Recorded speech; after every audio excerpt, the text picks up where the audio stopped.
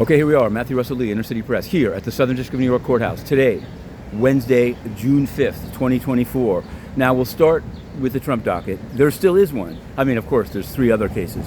But in the Judge Merchan case, Team Trump has asked for the removal of the gag order, saying the case is over, the rationale for protecting witnesses is gone. So we'll see what happens with that. But we're here because Menendez, U.S. versus Menendez, it continues. And the fight now is about a confidential human source, someone who made one of the audio tapes that's being used against Bob Menendez.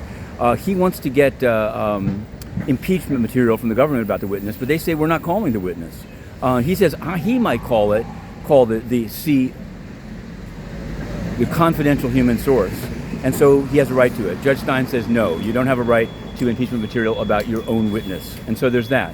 Meanwhile, in U.S. versus Miles Guo, which we're also covering, there's a big fight that we're focused in on about whether the admissibility of an expert about Operation Fox Hunt, in which the Chinese government is hunting down its enemies inside the United States.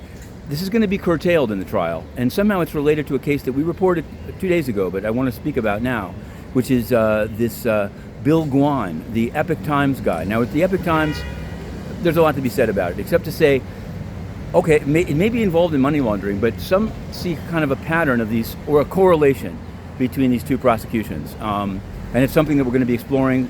Check out innercitypress.com, because we found it at the UN too. It's kind of a strange scenario in which while I was inside the building, I asked, why aren't Taiwanese journalists allowed in the building? Next thing I know, I'm not allowed in the building. Well, here it is.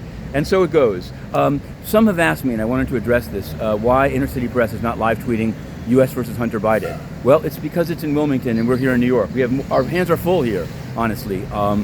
And you could take Amtrak down every morning, and maybe there's some big media organizations. You need to ask them why they're not covering it the way even they covered the Trump trial.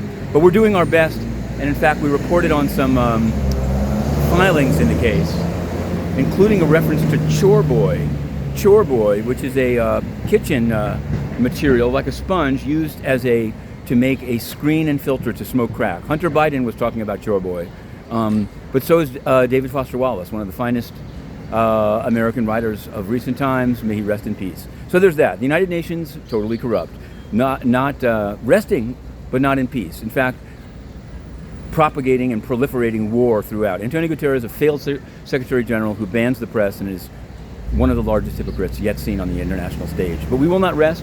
2 law firms have written to them, Quinn Emanuel and Dwayne Morris. They won't answer because they say they're exempt from the First Amendment. We doubt it. If you want to join the cause, well, anyway, just read Inner City Press. To be continued.